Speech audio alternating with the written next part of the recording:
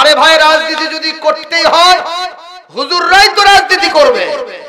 তুমি সিটার, তুমি বাটপার, তুমি অত্যাচারী মানুষ, তুমি মানুষের উপরে চিটারি বাটপারি করো, 2 নম্বর 4 নম্বর 22 নম্বর করো, তুমি গাঁজাখোর, তুমি মদখোর, তুমি ইয়াবাখোর, তুমি মানুষ হত্যাকারী। তুমি যদি রাজনীতি করতে পারো, আল্লাহর কোরআনের আলেমরা রাজনীতি করবে না কেন? বরং তাদের রাজনীতি করা ফরজ ফরজ ফরজ। এটা আমি নিজে বলবো কেন?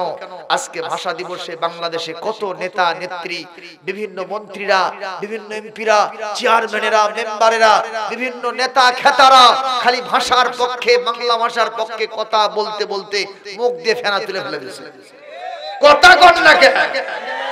একজন আমার বক্তব্য দিতে গিয়ে করছে, এই বাংলাদেশের লোকেরা বাংলা বলতে বলতে মাঝে মধ্যে ইংরেজি কয়, আমি এই সব লাইক করি না। কি করে না? একজন বলছে তুমিও তো একটা কইলা, কই সরি। আবার কি কইছে? আবার কোন ভাষা কইছে? আবার ভাই আরেকটা না কইলা, কই এক্সট্রিমলি সরি। তাহলে যারা বাংলা ভাষার ঐতিহ্য মর্যাদা রক্ষা করবে, ওদেরও ইংরেজি না বললে পেটের ভাত সিদ্ধ হয় না। আসলে এগুলো আই ওয়াশ, কি মানুষকে দেখানোর জন্য, একটু নিজের মাহাত্ম্য জারি করার জন্য, চেয়ার টিকা রাখার জন্য, মানুষকে ধোঁকা দেওয়ার জন্য এই কথাগুলো বলা হয়। মাতৃভাষার মর্যাদা এই দেশের লোকেরা এখনো দিতে জানে নাই। সালাম, বরকত, রফিক, জব্বার আমাদের এই মাতৃভাষায় কথা বলার জন্য আত্মহতি দিয়ে জাতির জন্য বীরত্ব এবং শ্রেষ্ঠত্বের ভূমিকা রেখেছিল। তাদের মর্যাদার জন্য, তাদের রূহের মাগফিরাতের জন্য, শান্তির জন্য, উখরবি জিন্দেগি, তাদের আত্মার শান্তির জন্য শহীদ মিনার বানায়া সেখানে ফুল দিলেই শুধু কাজ হবে না। আমার তো মনে হয় আমরা হুজুরেরা, আমি গত রাতের মাহফিলও আমার হাজারো মুসলিম জনতাকে নিয়ে আল্লাহর কাছে দোয়া করে চোখের পানি দিয়ে বুক ভাসায় দিয়েছি।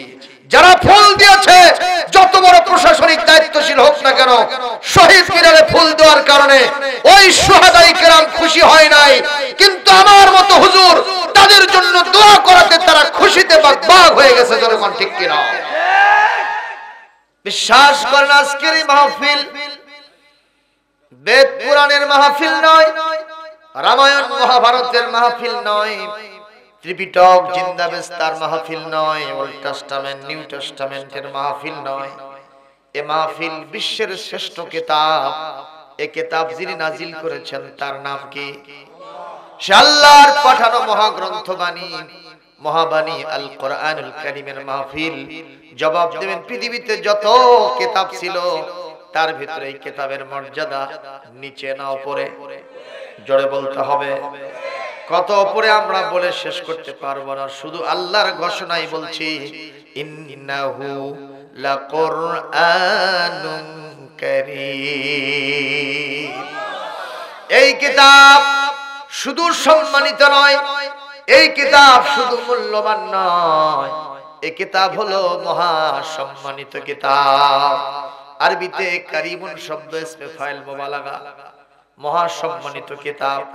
যিনি এটাকে নাজিল করলেন, যিনি এটার মুনাজ্জিল, যিনি এটার মুনজিল, যিনি এটার অবতরণকারী, জবাব দেন তিনি কে? তিনি নিজেই বলছেন এই কিতাবটা হলো সম্মানিত কিতাব, মহা সম্মানিত কিতাব।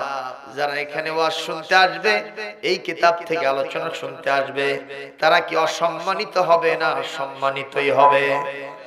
জোরে বলেন কি হবে? আতরের দোকানে গেছেন, আতর কিনবেন না, খালি একটু কিছুক্ষণ বসে উঠে আসলেন, আপনার শরীর থেকে কি গু গোবরের গন্ধ আসবে, ধোঁয়ার গন্ধ আসবে। কিসের গন্ধ? আতর তো মাখান নাই, আতর তো দেন নাই, কেনেন নাই, কেমনে আসলো? বলে যে যার সাথে ওটা বসা করে ওইখানকার একটা আসর প্রভাব তার শরীরের মধ্যে, দেহ মনের মধ্যে আল্লাহ পয়দা করে দেয়। কথা বলেন ঠিক না ঠিক? এই কিতাবের সাথে থাকার কারণে হযরত ওমর জিরো থেকে হিরো হয়ে গেলেন। যে ওমর নবীজির কল্লা কাটতে আসছিল, ঠিক কিনা কোন? এ মানুষ তাহলে কি ছোট সন্ত্রাসী না বড় সন্ত্রাসী? পদে বলেন বলেন। মহা সন্ত্রাসী, টপ টেরর, এবং বলতে পারেন টেররদের গডফাদার, সন্ত্রাসীদের গডফাদার। কিন্তু এই মানুষটি কিছুই করলেন না। বোনের বাড়িতে এসে দেখলেন বোন কোরআন তেলাওয়াত করতেছে। কোন কিতাব? বোন পড়তেছে তাহা মা আনজালনা আলাইকাল কুরআনা লিতাশকা।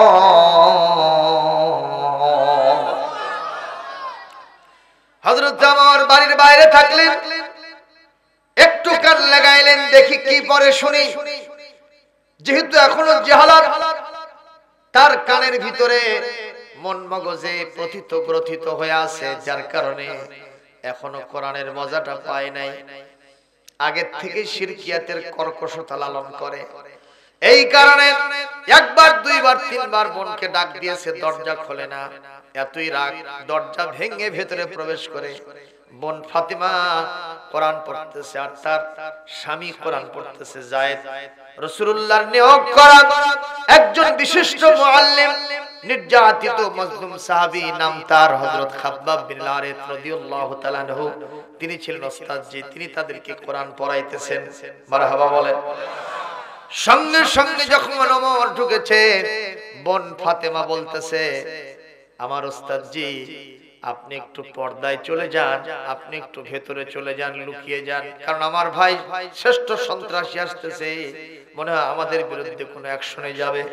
যত যা হবে ভাইয়ের সাথে আমি বোনের বোঝা পড়া হবে, কিন্তু আপনি আমাদের ওস্তাদজি, আপনার গায়ে কাঁটার আঁচড় আমরা লাগতে দেব না, জীবন দিব, আপনার সম্মান রক্ষা করব। জোরে করে আল্লাহু আকবার। এক পর্যায়ে হযরত ওমর ভিতরে যখন ঢুকলেন, ঢোকার সাথে সাথে বোন পড়তেছে, ভগ্নিপতিও পড়তেছে। উনি বলতেছিলেন, শুনতে পেলাম মুহাম্মাদের ছাত্র হয়ে গেছো, কোরআন নাকি জীবন বিধান মেনে নিয়েছো। তুমি কি জানো না আমরা পৌত্তলিক ধর্মের অনুসারী? লাত মানাত যাহবল এগুলো হলো আমাদের খোদা। জোরে কান নাউজুবিল্লাহ। কেন তুমি আমাদের দল ত্যাগ করে এইবার মুহাম্মাদের দলে গেছো? তোমারে আমি সোজা গায়ে শোধ দেব না। সর্বপ্রথম ভগ্নিপতিকে মার আরম্ভ করছে, চর থাপ্পড় কিল ঘুষি লাঠি দিয়ে মারতে মারতে রক্তাক্ত করে জমিনে ফেলে দিয়েছে। আপনারা বলেন, ভগ্নিপতিকে যদি মারে, স্বামীর পিটন দেখে, স্বামীর অত্যাচারিত অবস্থা দেখে স্ত্রী কি ঠিক থাকবে? জোরে কর। দৌড়ে গেছে স্বামীকে রক্ষার জন্য, স্বামীকে ছেড়ে দিয়া এবার হযরত ওমর বোন ফাতেমাকে মারা আরম্ভ করছে। মারতে মারতে চর থাপ্পড় কিল ঘুষি দিতে দিতে তরবারির উল্টো পৃষ্ঠা দিয়ে মারতে মারতে নারীর কমল দেহ ফেটে রক্তাক্ত হয়ে জমিনে ফাতেমা পড়ে গেছে। চেহারা দিয়ে রক্ত বের হচ্ছে ফিনকি দিয়া।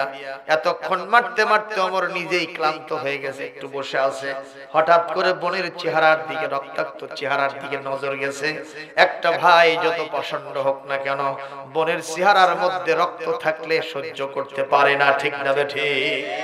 দৌড়ে গিয়া বোনকে তুলে নিয়ে বলছে, বোন রে, আমি আমার জীবনের সাথে প্রতারণা করেছি, বিবেকের বিরুদ্ধে চলেছি। বোন রে, কেন তোমারে মানলাম? তুমি তো কোনো খারাপ জায়গায় যাও না, তুমি তো মুহাম্মাদের দরবারে গেছো। ও বোন, আমি ভুল করেছি, তুমি আমারে মাফ করে দাও। বোন রে, মাযা তাকরাইন, কি তুমি পড়তেছিলে? আতিনি, ওটা তুমি আমাকে একটু দাও। সঙ্গে সঙ্গে বোন বললেন, লা ইয়ামাসসুহু ইল্লাল মুতাহহারুন। এই আমার বীর পুরুষ ভাই আমার, তুমি যতই বীর পুরুষ হও না কেন, যতই তোমার সম্মান মর্যাদা শক্তিমত্তা থাক না কেন, তুমি এখন অপবিত্র, তুমি এখন নাজাসের ভিতরে আছো, তুমি পবিত্রতা অর্জন করো নাই। আল্লাহর নাজিলকৃত মহাগ্রন্থ আল কোরআন ধরতে হলে পবিত্রতা শর্ত করা আছে, পবিত্রতা ছাড়া এটা স্পর্শ করা যাবে না। কার বিধান? আরো জোরে বলেন, কার বিধান? হযরত ওমর বললেন, ঠিক আছে, আমি মেনে নিলাম। শর্ত মেনে নিয়ে উনি গোসল করে আসলেন। এই কিতাব তার হাতে দেওয়া হলো। যখন তিনি পড়তেছিলেন, তাহা মা আনজালনা আলাইকাল কুরআনা লিতাশকা, এখান থেকে পড়তে পড়তে পড়তে পড়তে 14 নম্বর আয়াতে চলে গেছে। কয় নম্বর? আল্লাহ পাক ডাক দিয়ে বলতেছেন, আল্লাহ পাক বলতেছেন, হে ওমর, এতদিন আমি তোমার সামনে ধরা দেই নাই, তুমি যে কিতাব পড়তেছো কে নাজিল করছো তুমি কি তা জানো? ইন্নানি আনাল্লাহ। ওমর রে, নিশ্চয় আমি কেউ না, আমি হলাম তোমার আল্লাহ। লা ইলাহা ইল্লা আনা, আমি ছাড়া তোমার কোনো ইলাহ নাই, মাবুদ নাই, সার্বভৌমত্বের মালিক নাই, আইনদাতা নাই, বিধানদাতা নাই, তোমার শাসনকর্তা নাই, রিজিক দাতা নাই, কেবলমাত্র একমাত্র আমি তোমার রব। জোরে কোন মারহাবা, আল্লাহু আকবার। এ আমার সবগুলো ছেড়ে দাও, আমার দাসত্ব গোলামি ধরে নাও, তাড়াতাড়ি করে তুই মসজিদে ঢুকে আমার জন্য সিজদায় পড়ে যাও। তুমি জিরো থেকে হিরো কোরআনের মাধ্যমে আমি তোমারে বানায় দিব। আল্লাহু আকবার বলেন। হযরত ওমর এই কোরআন ধরলেন, সঙ্গে সঙ্গে বোনকে বললেন, বোন রে, আমি আর দেরি করতে পারি না, আসছিলাম মুহাম্মাদের মাথা কাটার জন্য। এই কোরআন আমার কলিজার মধ্যে এমন ভাবে বসে গেছে, এমন ভাবে গেড়ে বসেছে, আমার এই বুকটা, আমার অন্তরটা ধোলাই হয়েছে, আমার কানের ভিতরে মধুর লাগছে, আমার ব্রেনটা ওয়াশ হয়ে গেছে। বোন রে, আমি রেডি হয়ে গেছি, মুহাম্মাদের দরবারে আমাকে নিয়ে চলো। আর মুহাম্মাদকে মারবো না, মুহাম্মাদের বিরুদ্ধে যারা চলবে আমার তরবারি তাদের বিরুদ্ধেই চলবে। লিল্লাহি তাকবীর। জবাবদার এই কোরআনের সাথে থাকার কারণে ওমর জিরো থেকে কি হয়েছে? জোরে কোন, জিরো থেকে কি হয়েছে? আজকেও যদি আপনাদের আলোক দিয়ার খন্দকার পাড়ার সম্মানিত মুসলমান ভাই এবং বোনেরা কোরআন শোনার জন্য এখানে দল বেঁধে আসতে পারে, আমাদের মর্যাদা যদি জিরো হয়, সেই কোরআন এখনো আছে না নাই? জোরে কোন, আছে না নাই? এটা শোনাও সারা, জিরো মার্কা মানুষটা জান্নাতি হিরো হও সারা। আপনারা কি থাকতে রাজি আছেন? এই কোরআনের সাথে থাকতে রাজি আছেন? কারা কারা আছেন একটু হাত তুলে আল্লাহকে দেখান তো, একটু জোরে সরে বলেন আলহামদুলিল্লাহ, আরো জোরে আলহামদুলিল্লাহ। আলহামদুলিল্লাহি কাসীরা, আল্লাহু আকবার কবীরা, সুবহানাল্লাহি বুকরাতাও ওয়া আসীলা, আমিন ইয়া রাব্বাল আলামিন, লিল্লাহি তাকবীর। আপনারা লিল্লাহি তাকবীর। এগুলো সবক সব হারিয়ে ফেলছেন নাকি? লকডাউনে গেছেন জন্য আল্লাহু আকবার লকডাউনে পেড়ে দিয়েছেন নাকি? আমি স্লোগান দেব, আপনারা জোরে সরে ধরবেন। আমার সামনে মাইক আছে, আর আপনাদের তো খালি মুখ। আমি আসতে বললেও জোরে হবে, আর আপনারা জোরে বললেও আসতে হবে, ঠিক কি না? এই জন্য জোরে সরে গলা ফেটে আওয়াজ দিবেন। জীবনে যে আওয়াজ দেন নাই, 10,000 লোক স্লোগান দিলে যেরকম আওয়াজ হয়, এই লোকগুলো মিলে সেই রকম জোরে আওয়াজ দিতে হবে। পারবেন? দেখি কারা কারা পারবেন, হাত তোলেন। এই লোকটা হেলান দিয়েছে কে? ওখানে কি আছে বাবা আপনার? বড় আশ্চর্য ঘটনা বলে। লিল্লাহি তাকবীর। হলো না, হলো না, আরো আছে বোধহয়। পাওয়ার আছে, আরো আছে। জোরে সরে ধরতে হবে। লিল্লাহি তাকবীর, নারায়ে তাকবীর, নারায়ে তাকবীর। আল কোরআনের আলো, আল হাদিসের আলো, সংসদে জালো, কোরআন আছে যেখানে, আলেম ওলামা যেখানে,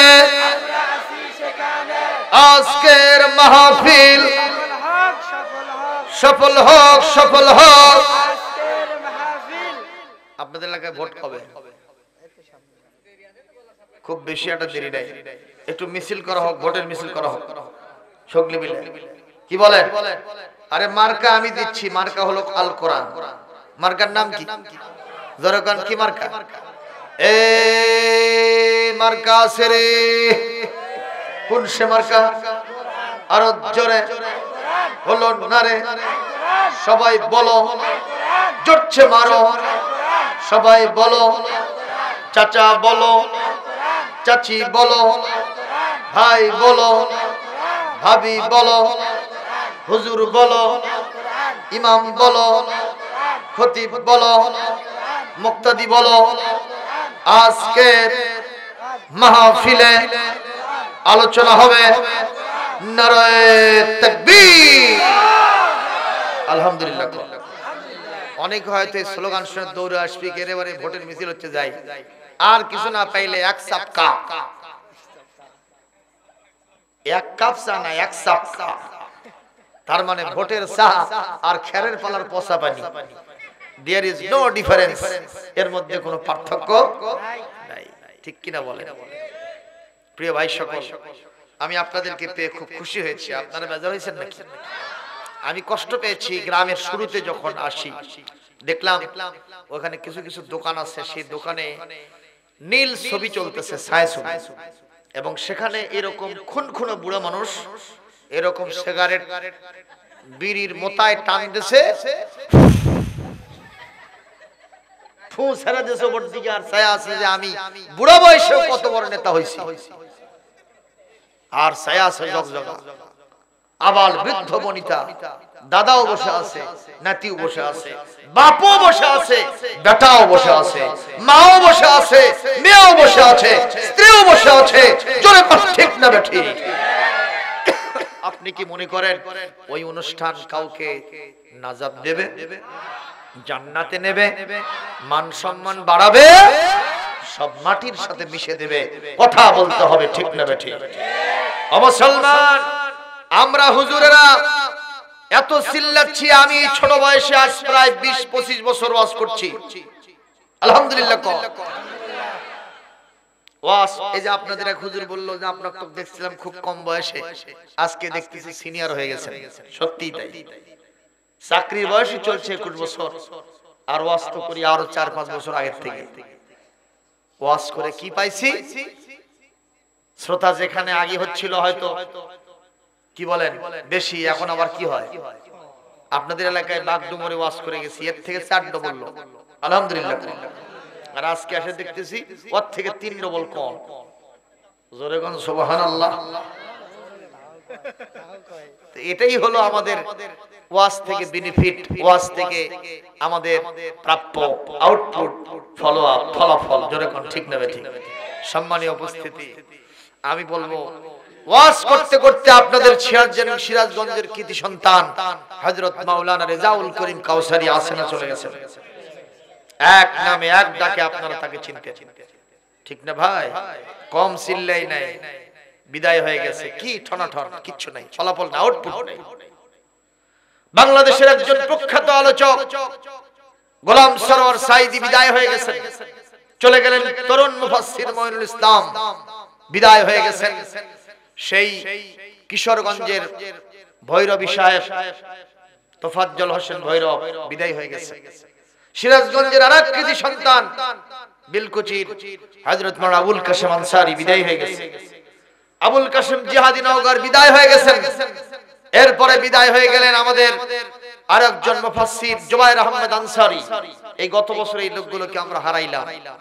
তাহলে মানুষের অবস্থার পরিবর্তন হয় না কেন? কারণ একটাই, আমাদের হাতে আছে কোরআন, আমাদের হাতে লাঠি নাই। ঠিক কিনা? কোরআন আর লাঠি, একদিক দিয়ে কোরআন কারীমের বিধান সংসদ থেকে জারি হবে, আর অপর দিক থেকে এই বিধান কার্যকরী করার জন্য লাঠি ব্যবহার যদি করা হতো, কসম আল্লাহর, ওইখান থেকে মুরব্বি, ওই সোনা বুড়া সুরি আর মেয়ে সবাই মিলে বসে ওখানে ওই গান বাজনা নীল ছবি দেখতে পারতো না। অবশ্যই আজকে কোরআন শুনতে আসতে হতো। জোরে কোন ঠিক কিনা? গোয়েন্দা বাহিনী ঘুরে ঘুরে দেখতো যে কোরআন কারীম হলো আমাদের সম্মানিত কিতাব, সেই কিতাব যেখানে আলোচনা হচ্ছে এইটাকে বাদ দিয়া কে কে কোন জায়গায় বসে আছে ওদেরকে ধরবো আর ওদেরকে অ্যারেস্ট করে নিয়ে জেলখানায় ঢুকায় দেব। বলেন, ওয়াজ শুনতে আসতো না বাড়িতে ঘুমাতো? কথা কয় না কেন? এমন কি ওর মরা বাপ পর্যন্ত কবর থেকে উঠে আসলো না যে বাবা কোয়া যায় না, কবরেও পেটন হতে পারে। ঠিক না বে ঠিক কোন? সত্য কথাই বলছি, ইসলামী রাষ্ট্র প্রতিষ্ঠা না হওয়া পর্যন্ত, কোরআনের সংবিধান কায়েম না হওয়া পর্যন্ত, কোরআন ভিত্তিক একটা রাষ্ট্র প্রধান তৈরি না হওয়া পর্যন্ত এই দেশের কোনো আমূল পরিবর্তন হবে না, হবে না, হবে না। আপনারা কোন এই দেশে সুদ বাড়ছে না কমছে? জিনা ব্যভিচার, হত্যা, সন্ত্রাস, দুর্নীতি, রাহাজানি, মদ, জুয়া, গাঁজা, ফেন্সিডিল, এমনকি মদের মধ্যে আবার ভেজাল ঢুকেছে। এই কয়েকদিন আগে বগুড়ায় 24 জন লোক ভেজাল মদ খেয়ে মরছে। মদই হলো ভেজাল, আর তারই মধ্যে ভেজাল ঢুকেছে। যাই কোনটি পারে, একমাত্র পিওর কিতাব, নাম কি বলেন? সুবহানাল্লাহ, জোরে কোন? আপনারা কি সেই ইসলামী রাষ্ট্র প্রতিষ্ঠার জন্য অঙ্গীকারবদ্ধ, বদ্ধপরিকর আছেন? আছেন? কারা কারা আছেন হাত তুলে? আল্লাহকে না দেখালে আল্লাহ বেজার হবে। জোরে সোরে তাকবীর ধরতে হবে একজনে। লিল্লাহি তাকবীর, লিল্লাহি তাকবীর। আল কোরআনের আলো, সংসদে জালো, কোরআন আছে যেখানে, হাদিস আছে যেখানে, আমার নেতা তোমার নেতা বিশ্বনবী মুস্তাফা, নারায়ে তাকবীর। আলহামদুলিল্লাহ বলেন। প্রিয় ভাই সকল, আজকে আমি আপনাদের সামনে কোরআন কারীম থেকে আলোচনা করব। খুব বেশি সময় নিব না, আপনারাও যাতে ঘুমাতে পারেন। আগামীকাল মাঠে ঘাটে পথে প্রান্তরে বিভিন্ন পেশাজীবীর দায়িত্ব পালন করবেন। আজকে ঐতিহাসিক 21শে ফেব্রুয়ারি সকলে মিলে আওয়াজ দিয়ে আবার পড়েন, আউযু বিল্লাহি মিনাশ শাইতানির রাজীম, বিসমিল্লাহির রাহমানির রহিম। ইয়া আইয়ুহান নাসু উবুদু রাব্বাকুমুল্লাযী খালাকাকুম ওয়াল্লাযীনা মিন ক্বাবলিকুম লাআল্লাকুম তাত্তাকুন। কোরআন কারীমের 2 নম্বর সূরা 1 নম্বর পারা সূরাতুল বাকারা 21 নম্বর আয়াত। আল্লাহ পাক বলছেন, হে মানুষ সকল, তার মধ্যে আমরা আছি না নাই? কারণ আমরা তো ভেড়া না, বকরি না, গরু না, ছাগল না, আমরা কি? সবাই বলেন আরো জোরে, আমরা সবাই মানুষ। আমাদের নজর করে আল্লাহ বলছেন, উবুদুর রাব্বাকুম, তোমরা তোমাদের সেই রবের দাসত্ব এবং গোলামি করো, আল্লাযী খালাকাকুম ওয়াল্লাযীনা মিন ক্বাবলিকুম, যিনি তোমাদেরকে সৃষ্টি করেছেন আর তোমাদের পূর্বে আদম আলাইহিস সালাম থেকে শুরু করে নিয়ে তোমার আগের জেনারেশন পর্যন্ত তোমার বাপ দাদা সহ ইনি তাদেরকে সৃষ্টি করেছেন, তোমাদেরকে সৃষ্টি করেছেন। সেই রবের দাসত্ব করো। আওয়াজ দিয়ে বলবেন, সেই রবের নাম কি? ডারউইন বলল না, মানুষকে সৃষ্টি করেছে বানর, কি বলে মানুষ, বানরের লেজ খসে মানুষ হয়েছে। এই মানুষ আগে ছিল বানর। আসলে মানুষের কোনো স্রষ্টা নাই। আপনারা কি তাই বিশ্বাস করেন? ডারউইন বলল যে বানর আস্তে আস্তে লেজটা খসে যায় ওই মানুষের আকৃতি ধারণ করছে। ওই এটা কি হিসেবে বলল? বলে বানরের চেহারা আর মানুষের কিছু কিছু চেহারা প্রায় মিল আছে। কথা কয় না কেন? আচ্ছা, অনেকের সাথে অনেকের মিল আছে, তাই বলে কি তারা অন্যটার প্রজাতি? যেমন ধরেন, এই যে এখন একটা মাছ নামছে না, পাবদা মাছ, ছোট ছোট না, এটা দেখে যদি কেউ কয় যে এটা হলো বোয়াল মাছের ছোট প্রজাতি, কেউ যদি বলে, তাহলে এই লোকের মাথায় কি নাই? সব আছে কিন্তু তার নাই। তার মানে ওই পা গোল, ওই কি পা গোল, ঠিক না? ঠিক। আচ্ছা, ওর কথাই সাই দিয়ে যদি আমরা 1 সেকেন্ডের জন্য ধরে নেই যে বানরের লেজ খসে মানুষ হয়েছে। আচ্ছা, বানর কি এখন নাই? ঢাকা চিড়িয়াখানা, রাজশাহী চিড়িয়াখানা, আর অন্যান্য এক্সারসাইজ বিভিন্ন জায়গায় যেটা আছে, ওখানে আমরা কয়েকবার গেছি। ও যে বানরকে দেখে আসছি ওর লেজ ওইভাবেই আছে। যদি ওর থিওরি অনুযায়ী এটা হতো, অনেক বানরের লেজ খসে কিছু কিছু মানুষ ওই মিউজিয়াম থেকে, জাদুঘর থেকে, কিংবা চিড়িয়াখানা থেকে, জু থেকে আমাদের সমাজের ভিতরে মানুষ হয়ে ফিরে আসতো। কোনদিন কি প্রিন্ট ইলেকট্রনিক মিডিয়ায় কোন সংবাদ মাধ্যমে, সাংবাদিকের মাধ্যমে কোন ব্যক্তি শিক্ষা সফর থেকে এসে কি বলেছে, অমুক চিড়িয়াখানা দেখে আসলাম, বানরের লেজ খসে মানুষ আছে? আছে এরকম ঘটনা? তাহলে ডারউইন মিথ্যাবাদী, আবার আল্লাহ হলেন সত্যবাদী। সুবহানাল্লাহ জোরে কও। মানুষের স্রষ্টা কে? তিনি আমাদের রব। এই রবই আমার সব। দমে দমে তনু মনে তারই অনুভব। জোরে কর মারহাবা। আমার সালমান, রব তো সবাই হতে পারে না। রুবুবিয়তের মর্যাদা তিনিই পান, যার সম্পর্কে হযরত মুসা আলাইহিস সালামকে প্রশ্ন করা হয়েছিল, মুসা রে, ওয়ামা রাব্বুল আলামিন, তুমি যে রবের পক্ষ থেকে নবী হইছো, রাসূল হইছো, সেই রবের নাম কি? তিনি কে? হযরত মুসা বলেছিলেন, আমার একটু ঠান্ডা লেগে কাশি হইছে, ডিস্টার্ব নেবেন না আপনারা, একটু জিকির করেন সুবহান। এটা খারাপ হয়ে গেল। 2 ঘন্টার মতো, তখন তো শীত আর একটু বেশি ছিল, খোলা আকাশের নিচে দাঁড়াইছিলাম, এই যে ঠান্ডা লাগছে, একটু ঠান্ডা পানি দিয়ে ওযু করছিলাম, এই কারণে একটু কাশি হয়েছে। আপনারা ডিস্টার্ব নেবেন না ভাই, মন খারাপ করবেন তাতে। অসুখ বিসুখ কার পক্ষ থেকে আছে, তারপর আমাদের হাতের কামাইও আছে, ঠিক না? ঠিক করে। সম্মানিত ভাইরা আমার, হযরত মুসা বললেন, রাব্বুনাল্লাযী আ'তা কুল্লা শাইইন খালকাহু সুম্মা হাদা। হযরত মুসা বললেন, আমার রব তো তিনি, যিনি আমাকে সৃষ্টি করেছেন, সবাইকে সৃষ্টি করেছেন, আর হেদায়েতের নিশানা দেখায় দিয়েছেন।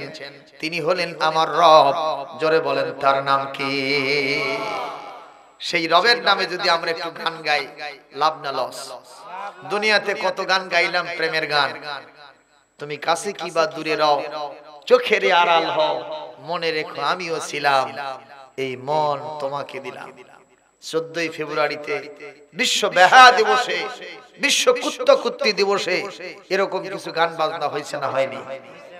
কথা কয় না কেন ভাইরা আমার?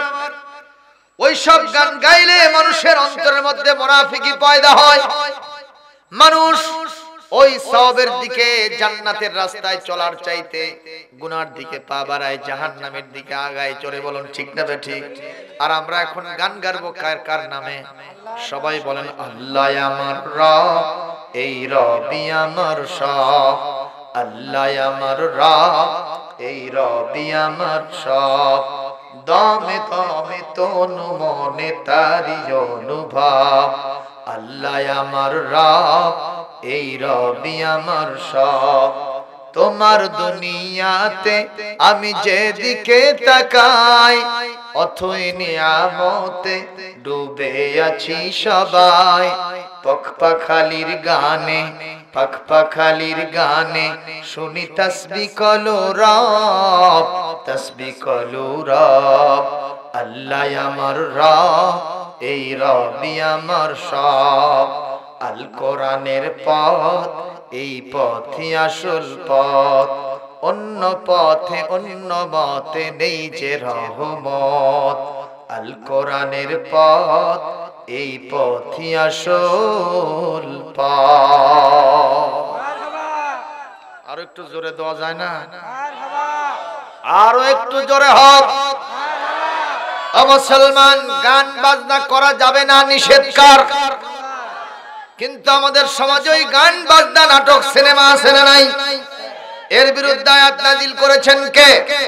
সূরা লোকমান 6 নম্বর আয়াত, ওমিনান নাসি মাইয়াশতারি লাহওয়াল হাদিসি লিয়ুদিল্লা আন সাবিলিল্লাহ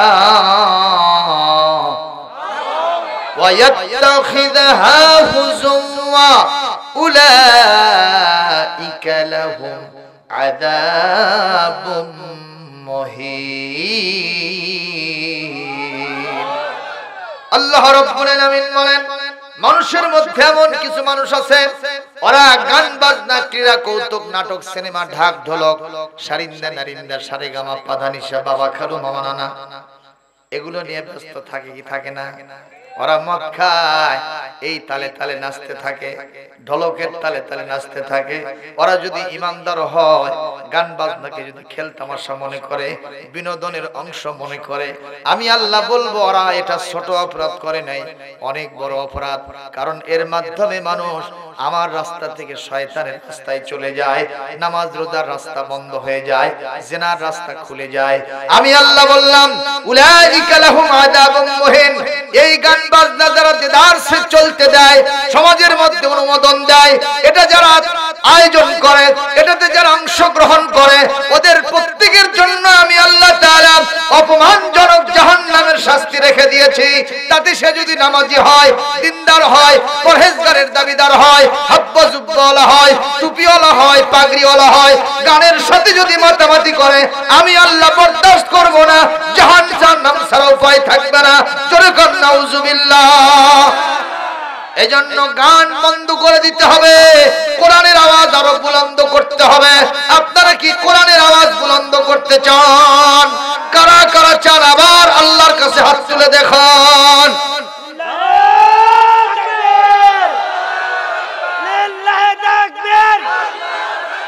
আল কোরআনের আলো, আল হাদিসের আলো,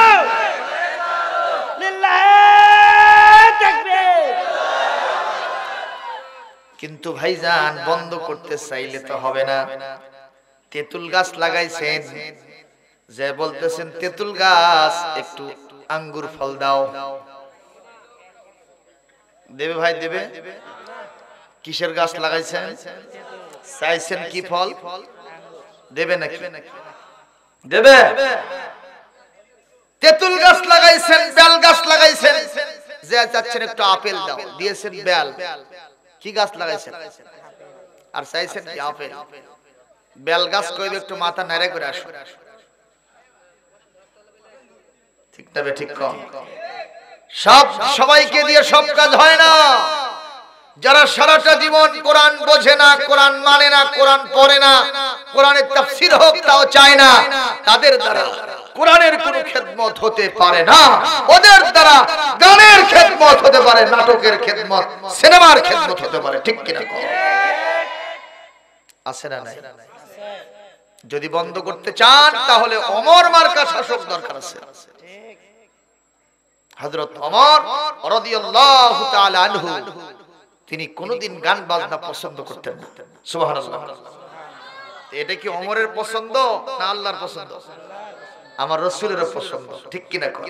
গান বাজনা না হোক, সেখানে আমার কোরআন হোক, এটাই আমি সবচেয়ে বেশি পছন্দ করি। সুবহানাল্লাহ। জোরে কর। আল্লাহর নবীর মজলিসে কোরআন তেলাওয়াত হতো মনোমুগ্ধকর অবস্থায়।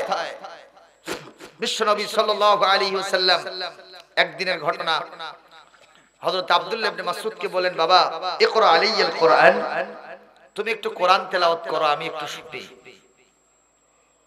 আমার রাসূলের কথা অনুযায়ী ইবনে মাসউদ বলছেন, হুজুর আকরাউ আলাইকা ওয়া উনজিলা আলাইকা হাযাল কোরআন, আমি কোরআন পড়ব আর আপনি শুনবেন, এটা তো বেয়াদবি হয়ে যাবে আমার। তার মানে আমি বক্তা হব আর আপনি শ্রোতা হবেন, তা হবে না। বরং আপনি বক্তা হন, আমি শ্রোতা হই। মারহাবা।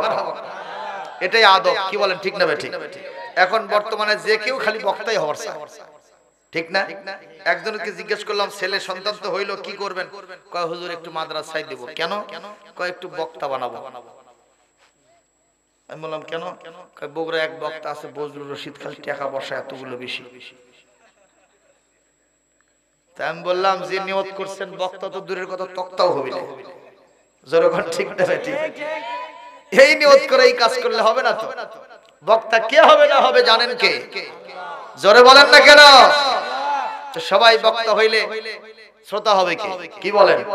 তবে বক্তা প্রত্যেকেই যারা কোরআন কারীম জানে, তাদেরকে এই দায়িত্ব দেওয়া হয়েছে, তোমরা কোরআন কারীম অন্যের কাছে প্রচার করো। সুবহানাল্লাহ। তো আমার সোনার নবীজি তিনি বক্তা হইতে চাইতেন না, তিনি শ্রোতা হইতে ভালোবাসতেন। সুবহানাল্লাহ। কারণ বক্তাদের ঝুঁকি আছে না নাই? এই যে রেজাউল করিম কাউসারি সাহেব গাড়ি বানাইছে, গাড়ি আছে, বাড়ি বানাইছে একটা বিরাট, কি বলেন বানাই নাই? সেখানে একটা গাড়ি আমি দেখলাম ওনার ইন্তেকালের পরে নেটের ভিতরে ছেড়ে দিয়েছিল, গাড়িটা এখন ওখানে আছে। সুন্দর বাড়িটা করেছেন, সন্তান সন্ততি বাগ বাগিচা সব থেকে গেল, উনি চলে গেলেন। কারণ একটা আলোচক, একটা বক্তা যখন একটা সিজনে 6 মাস একটানা ওয়াজ করে, তার লাঞ্চের ভিতরে আর কিছু থাকে না, 3 ঘন্টা পর্যন্ত। আর উনি তো চিল্লায় চিল্লায় ওয়াজ করতে, কথা বলেন না কেন? বক্তাদের ঝুঁকি আছে। 1 নম্বর এইটা শারীরিক ঝুঁকি। 2 নম্বর, এই বক্তা যদি তার কথা অনুযায়ী আমল না করে, কাল কিয়ামতে আল্লাহ পাক তক্তা বানায়া ছাড়বে। আল্লাহর নবী মেরাজে গিয়ে দেখে আসছিলেন এক শ্রেণীর লোকদের কাশি দিয়ে কি কাটা হচ্ছে, জোরে বলেন কি কাটা হয়? সঙ্গে সঙ্গে জিজ্ঞেস করেন, আখি জিব্রাইল মান হাউলা, জিব্রাইল রে আমার ভাই, ওই যে আগুনের কাঁচি দিয়া যাদের জিহ্বাগুলো কাটা হয় ওরা কারা? হযরত জিবরাইল আলাইহিস সালাম বললেন, হুম খুতাবা ও উম্মতিক, আপনার উম্মতের ভিতরে যারা খতিব ছিল, যারা বক্তা ছিল, কিন্তু বক্তব্য অনুযায়ী আমল করে নাই, যা বলেছে নিজেই ফজরের নামাজ ওয়াজ করে আসে 2টা 3টার সময় ঘুমাইছে, কখন ফজর গেছে, কখন 8টা বাজছে 10টা বাজছে টের পায় নাই, 12টার আগে ঘুম থেকে জাগে নাই, ফজর কাজা হয়েছিল। এই জন্য ওই বক্তারে আজকে তক্তা বানায় দিয়েছেন আল্লাহ, আগুনের কাঁচি দিয়া তার জিহ্বাটা কেটে শেষ করে দেওয়া হচ্ছে। জোরে বলেন নাউজুবিল্লাহ। তাহলে বলেন বক্তার ঝুঁকি আছে না নাই? শ্রোতা হওয়া ভালো না বক্তা হওয়া ভালো? জোরে বলেন না কেন? ও মুসলমান, এই কারণে আমি বলবো, বিশ্ব নবী সাল্লাল্লাহু আলাইহি সাল্লাম বলেন, এ মাসুদ, আমি বেয়াদবি নাই, তুমি আমার ছাত্র হতে পারো, কিন্তু তুমি বলো, তুমি আলোচনা করো আর আমি শুনি। সুবহানাল্লাহ। তুমি তেলাওয়াত করো আর আমি শুনবো। কারণ হলো ইন্নী উহিব্বু আন আসমাহু মিন গায়রি, অন্যরা যখন তেলাওয়াত করে, অন্যরা যখন কোরআন থেকে আলোচনা করে, আমি সেটা শুনতে বড্ড ভালোবাসি। একটু জোরে বলতে হবে সুবহানাল্লাহ। ও মুসলমান, হযরত আব্দুল্লাহ ইবনে মাসউদ বলেন, আমি কোরআন কারীমের সূরাতুন নিসা পড়া শুরু করলাম। কোন সূরা? আরো জোরে। ইয়া আইয়ুহান-নাস ইত্তাকু রাব্বাকুমুল্লাযী খালাকাকুম মিন নাফসিন ওয়াহিদাতিন ওয়া খালাকা মিনহা যাওজাহা ওয়া বাথা মিনহুমা রিজালান কাসীরান ওয়া নিসা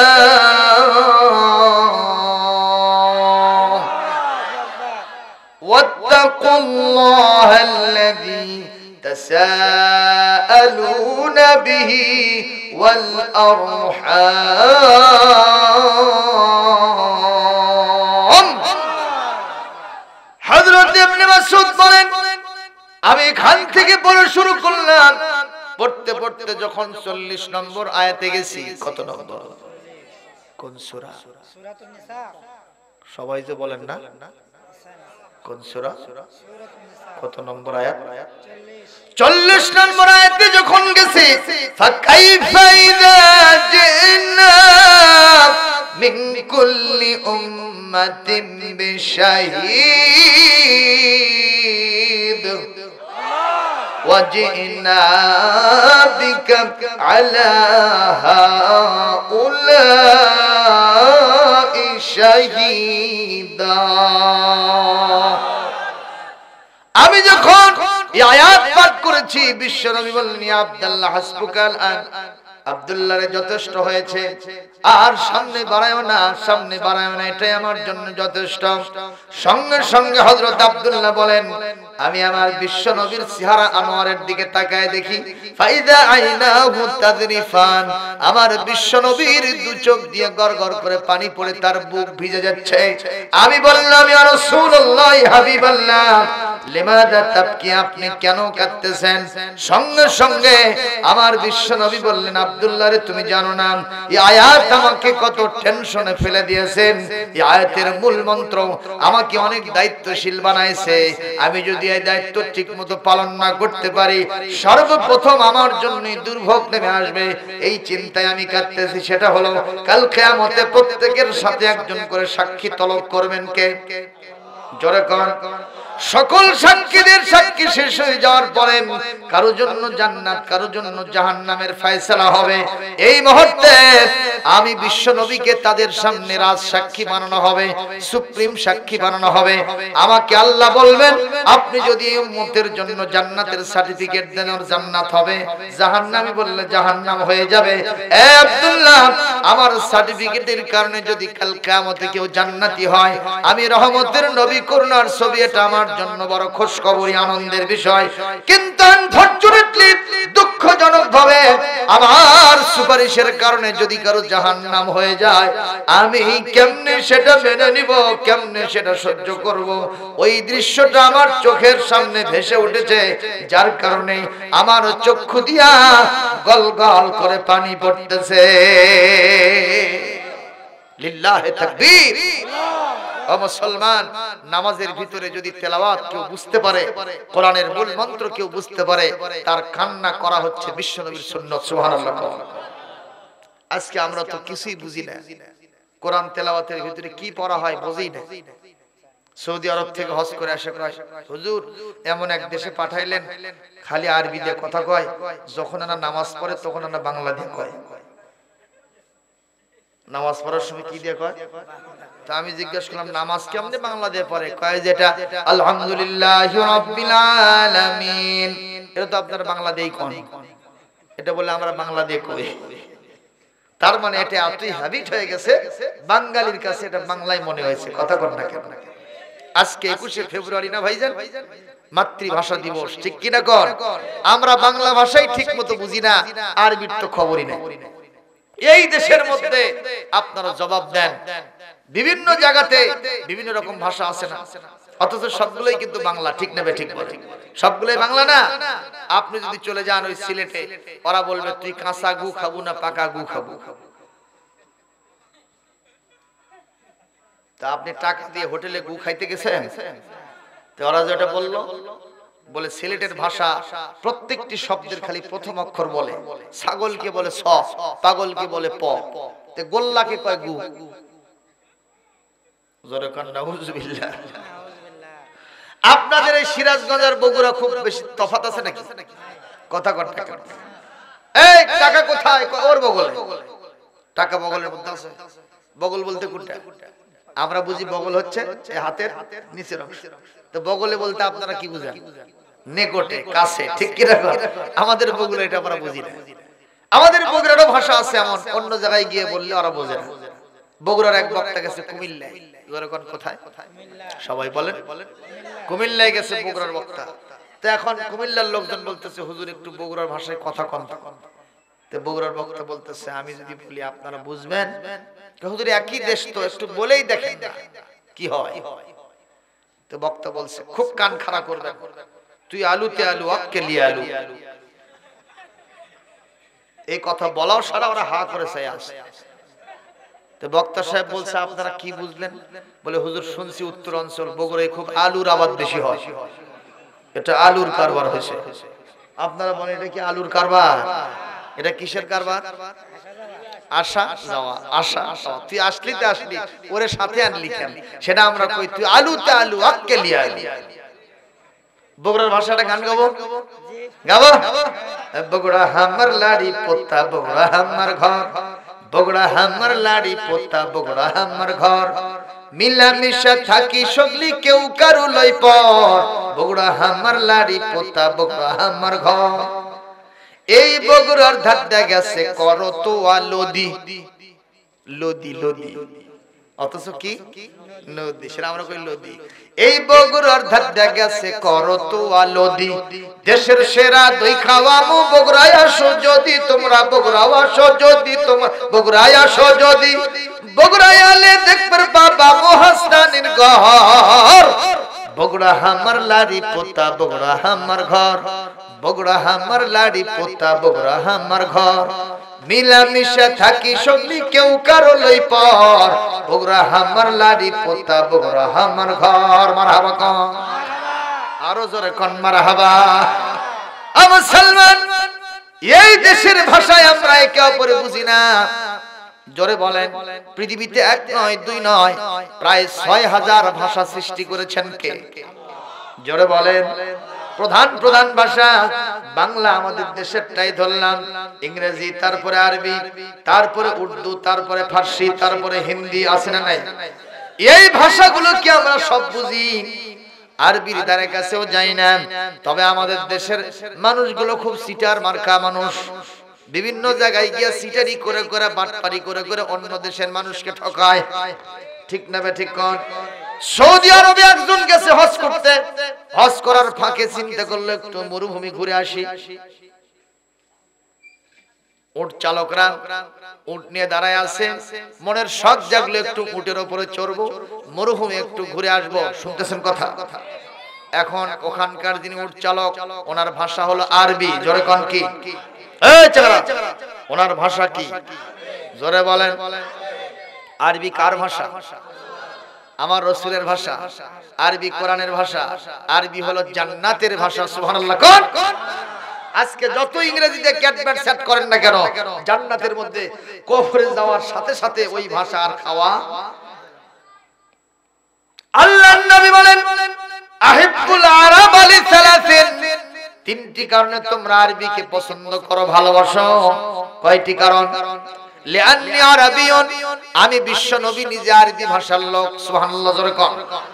দুই নম্বর, ওয়াল কুরআনু আরাবিয়ুন, বিশ্ব নবীর মাধ্যমে পৃথিবীতে বিশ্ব মহাগ্রন্থ আল কোরআনুল কারীম আল্লাহ নাযিল করেছেন মানুষের সংবিধান হিসেবে।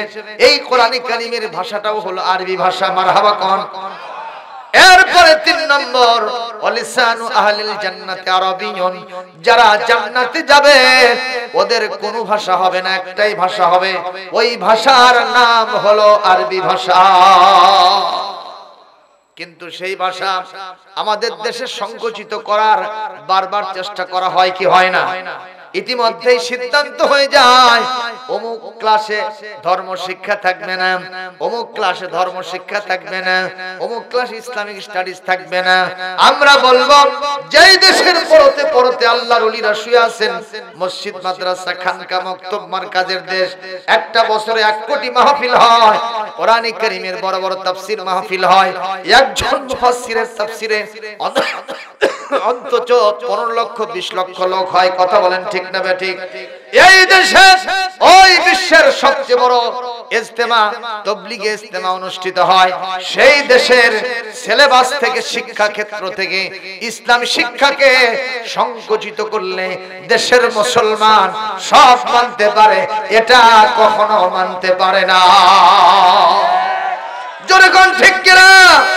বরং আমরা বলবো, ওই ক্লাস 1 থেকে শুরু করে নিয়ে বিশ্ববিদ্যালয়ের মাস্টার ডিগ্রি পর্যন্ত সবটা শ্রেণীতে কোরআন কারীমের তাফসীর গ্রন্থ পড়াটাকে বাধ্যতামূলক করে দিতে হবে। যারা চান দুহাত তুলে আবার আল্লাহকে দেখা। লিল্লাহে তাকবীর। মহান আল্লাহ আমাদের সবাইকে কবুল করুন। জোরে বলে আমিন। কারণ দিয়েছেন কে? আর-রহমান আল্লামাল কুরআন খালাকাল ইনসানা আল্লামাহুল বায়ান।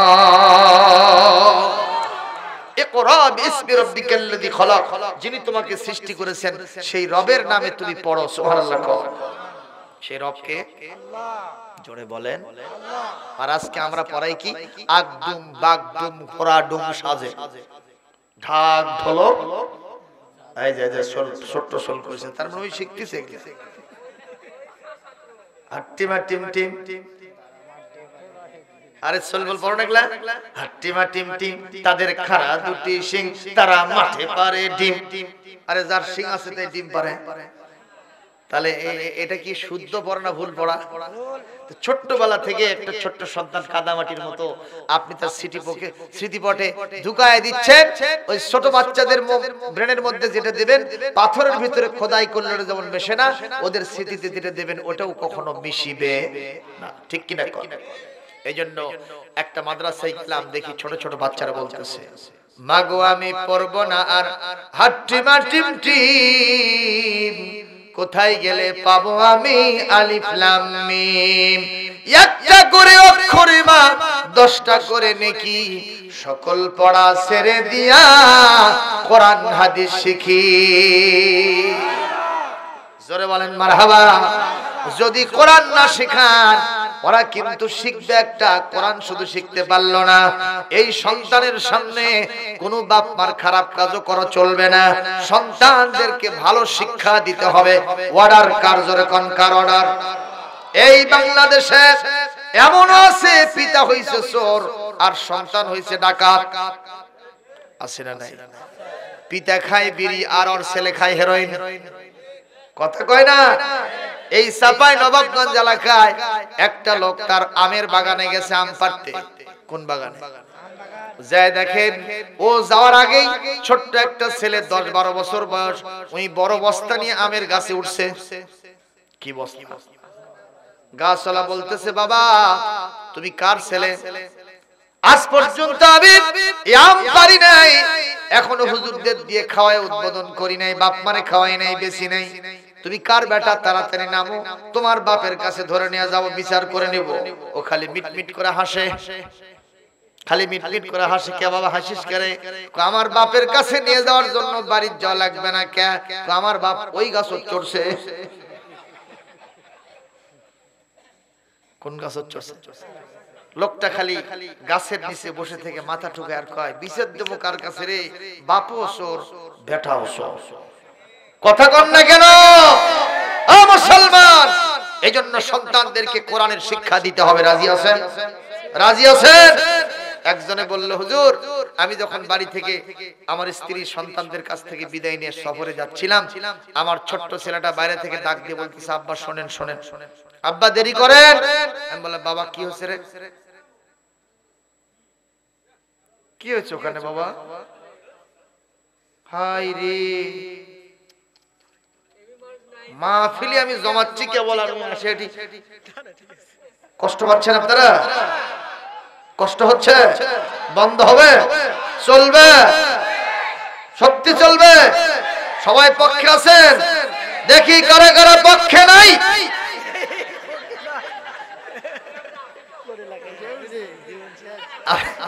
আমি বলছি কারা কারা পক্ষে নাই, সব হাত উঠছে। মানে আপনারা হুপে উঠে গেছেন। ঠিক এই অবস্থায় হাত তুলছেন। লিল্লাহে তাকবীর। কষ্ট হচ্ছে ভাইজান? আচ্ছা আব্বা শোনেন, আব্বা শোনেন।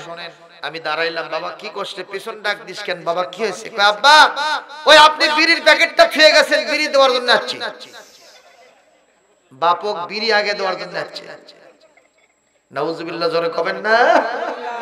আরেকজন বাপ তার সন্তানের থেকে বিদায় নিয়ে যাচ্ছে, তো সন্তান বলতেছে, আব্বা একটু দেরি করেন, আপনার জন্য একটা জিনিস আনতেছে। আব্বা দাঁড়ান। আমি দাঁড়ায় গেলাম। কলিজার টুকরো সন্তান দৌড়ে এসে আমাকে সালাম দিয়ে বলতেছে, আব্বা আপনি তো সবই নিয়েছেন, সফরের জিনিসপত্র যা লাগে, কিন্তু আপনি তো আতরের শিশি নেন নাই। আমি আতরের শিশি দিতে আসছি। জোরে কোন সুবহানাল্লাহ। সন্তান আগেরটা ভালো না পরেরটা ভালো? তা আগেরটা কালো হবে কেন? আপনি নিজে যে এই বিড়ির মোতা সবসময় মুখে মধ্যে দিয়ে কথা কন না কেন?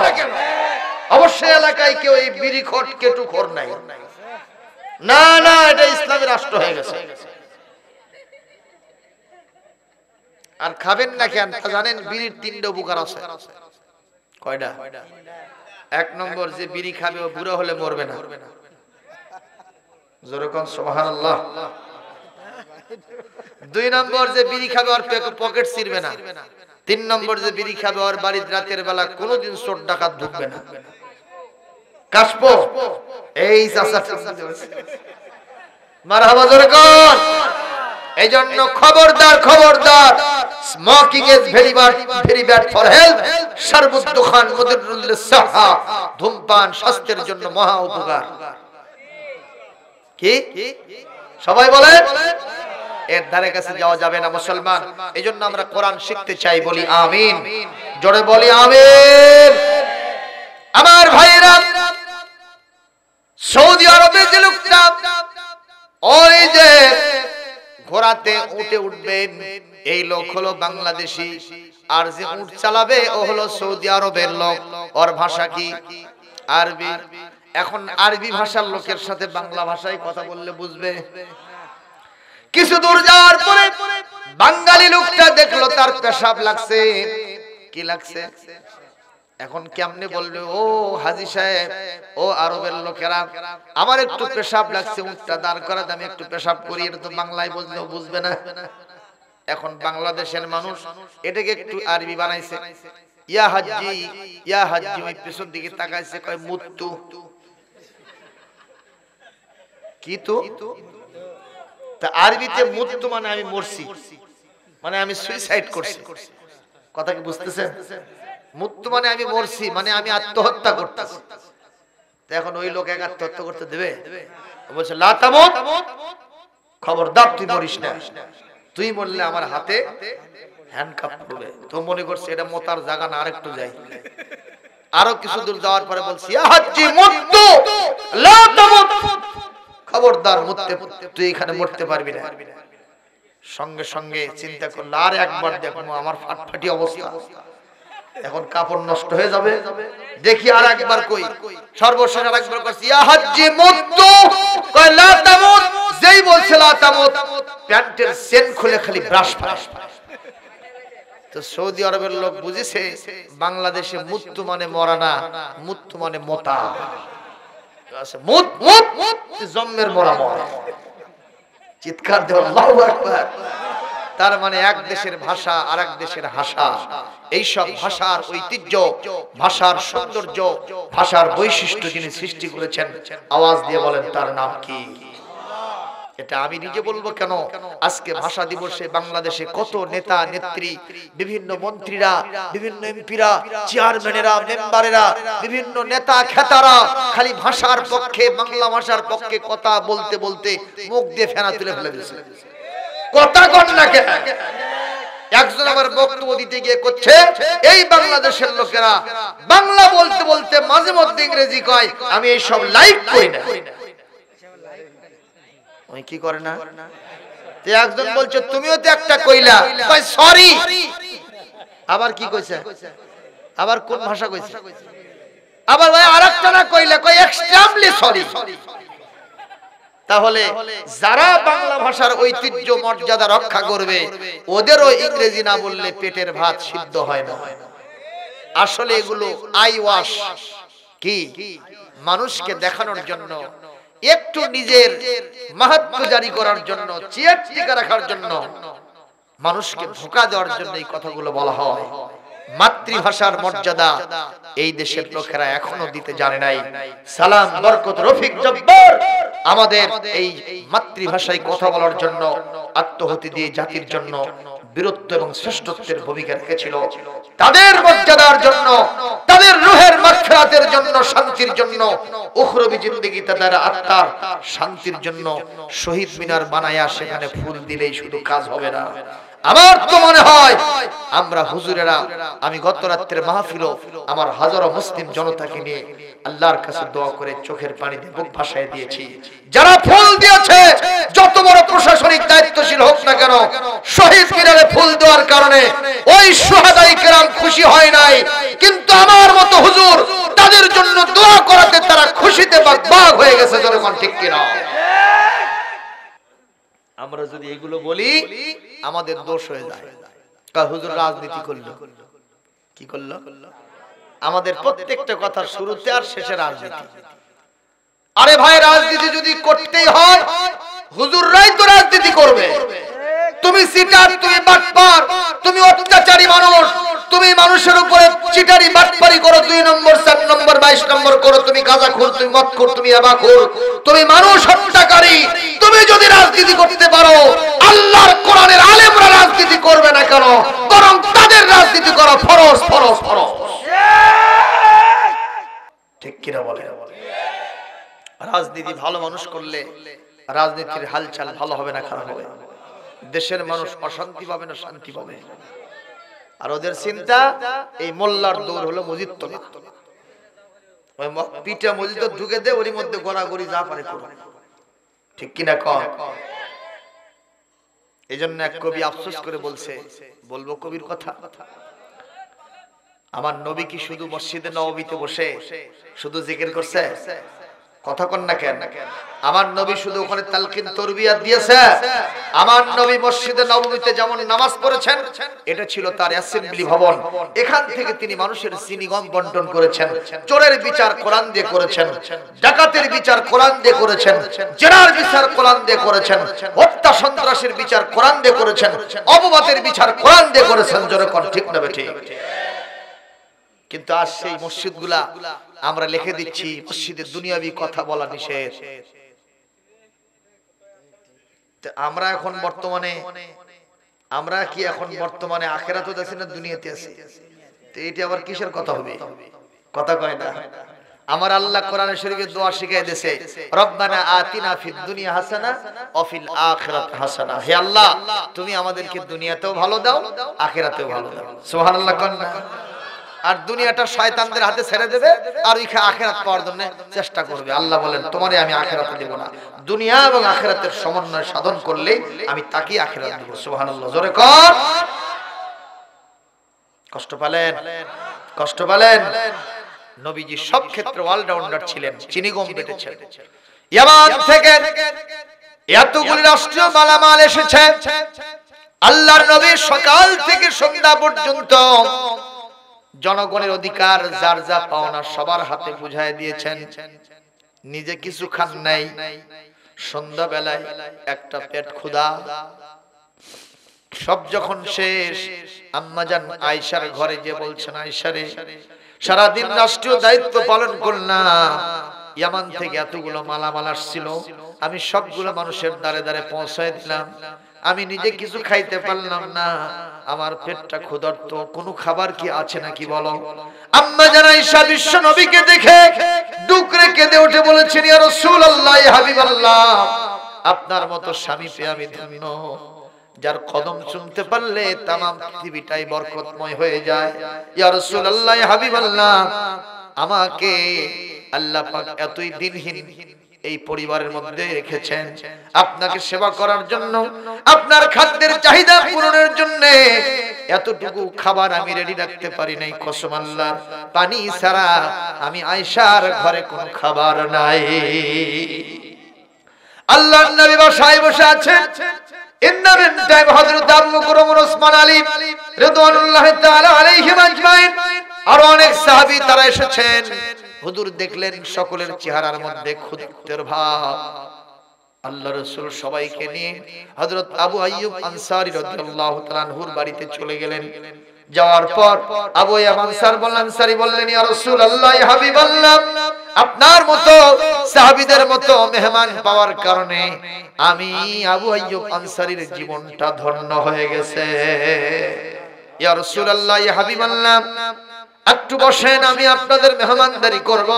উনি ছাগল জবাহ করলেন, বাসার ভিতরে রান্না বান্না চলতেছিল, কিন্তু মেহমান আসার পরে আমরা একটু হালকা নাস্তা দেই কিনা? কথা কয় না, দেই কিনা বলেন? হযরত আবু আইয়ুব আনসারী হালকা নাস্তা হিসেবে এক ঝাঁকা খেজুর বিশ্বনবীর সামনে হাজির করলেন। আল্লাহর নবী দেখলেন ওই খেজুরের ঝাঁকার ভিতরে কাঁচা খেজুর আছে, পাকা খেজুর আছে, আধা পাকা খেজুর আছে। হুজুর বললেন, এ আবু আইয়ুব, এই ঝাঁকার ভিতরে পাকা, আধা পাকা, কাঁচা খেজুর আছে, তিন জাতের খেজুর, কোনটা খাবো তাড়াতাড়ি বলো। সঙ্গে সঙ্গে হযরত আবু আইয়ুব আনসারী কেঁদে কেঁদে বলছেন, রাসূলুল্লাহ, ইয়া হাবিবাল্লাহ, পাকাটাও আপনার জন্য এনেছি, আধা পাকাটা আপনার জন্য এনেছি, কাঁচাটাও আপনার জন্য এনেছি। আমি জানি আপনি রহমতের নবী, বরকতের নবী। আমার যে খেজুরে আপনি হাত লাগাবেন, আল্লাহ পাক সেই খেজুরের বাগানে বরকত ঢেলে দিবে। জোরে বলেন না আল্লাহু আকবার। আবু সালমান, আমি এখান থেকে কি বুঝায়? আমার সোনার নবী জননেতা ছিলেন, ঠিক না বেঠিক? শুধু মসজিদের ইমাম ছিলেন না, তিনি জনগণের নেতা ছিলেন, মানুষের বিচার সালিশ করেছেন। সেই নবীকে আজকে আমরা নিয়ে আসছি শুধু মসজিদ, মাদ্রাসা, খানকা, মক্তব, মারকাজে, ইসলামী জালসাতে। নবীকে আমরা আদালতে নিব না, সংসদে নিব না, নবীকে আমরা ক্যাবিনেটে নিব না, নবীকে আইন তৈরির ক্ষেত্রে নিব না, বিচার সালিশে নিব না, নবীকে ব্যবসাতে নিব না, চাকরিতে নিব না, কৃষিকাজ নিব না। এরকম একজন অথর্ব নবীকে আল্লাহ আমাদের কাছে পাঠান নাই। জোরে কোন ঠিক কিনা? আরো জোরে কোন ঠিক কিনা? আল্লাহ পাক কোরআনে কারিমে সূরা আহজাব এটি 23 নম্বর পারা 33 নম্বর সূরা, এখানে 36 নম্বর আয়াতের ভিতরে বলেন, ওয়া মা কানা লিমুমিনিন ওয়ালা মুমিনাতিন ইযা কাদাল্লাহু ওয়া রাসূলুহু আমরান আইয়াকুনা লাহুমুল খিয়ারাতু মিন আমরিহিম ওয়া মান ইয়াসিল্লাহা ওয়া রাসূলুহু ফাকাদ দাল্লা দালালাম মুবিনা। আরো জোরে বলেন আল্লাহু আকবার। আল্লাহ পাক বলেন, কোন ইমানদার পুরুষ আর নারীদের জন্য এইরকম কোন স্বাধীনতা দেওয়া হয় নাই, ইখতিয়ার দেওয়া হয় নাই, 50-50 কোন কারবার দেওয়া হয় নাই। আল্লাহ রাসূল যদি কোন ব্যাপারে সিদ্ধান্ত দিয়ে দেন, সেই সিদ্ধান্ত সে মানবে কি মানবে না, সেটা সে পালন করবে কি করবে না, এ ব্যাপারে কোন স্বাধীনতা তাদেরকে দেওয়া হয় নাই। যদি আল্লাহ রাসূলের আনুগত্য না করে, সব জায়গায় রাসূলকে না মেনে, কিছু কিছু জায়গায় মানে আর কিছু কিছু জায়গায় ছেড়ে দেয়, আল্লাহ পাক নিজে বলেন ফাকাদ দাল্লা দালালাম মুবিনা, স্পষ্ট বিভ্রান্ত হয়ে গেছে সে, অবশ্যই সে জাহান্নামে চলে যাবে। নাউজুবিল্লাহ। আজকে আমাদের দৃশ্য সেই রকম হয়েছে না হয়নি? আরে ভাই কথা কথা সেরকম হয়েছে না হয় না? আপনারা বলেন, কোরআনের বিধান দিয়ে চোরের বিচার হয়, ধর্ষণের বিচার কোরআন দিয়ে হয়, যার কারণে এই যে আনুষ্কা ধর্ষণ হলো, তার আগে সিলেটের এমসি কলেজে 6 জন নরপশু, মানুষ তো বলি না, অন্যরা তাদেরকে সোনার ছেলে বলে, আমরা বলবো মানুষ নয়, জানোয়ারের চাইতেও নিকৃষ্ট। কথা বলেন না কেন? স্বামীর কাছ থেকে ছিনায় নিয়ে বিবিকে ধর্ষণ করেছে। ঠিক এরকম একটা না দুইটা, শত শত কেস বাংলাদেশে আছে না নাই? অথচ আমরা যখন ধর্ষণ বিরোধী মিছিল করলাম, র্যালি করলাম, দাবি জানাইলাম, তখন সরকার আইন পাশ করলো যে ধর্ষণ যদি কেউ করে প্রমাণিত হয় তাহলে মৃত্যুদণ্ড দেওয়া হবে। এটা দেওয়া হলো, কিন্তু আজ পর্যন্ত কি ওটা বন্ধ হয়েছে ভাই?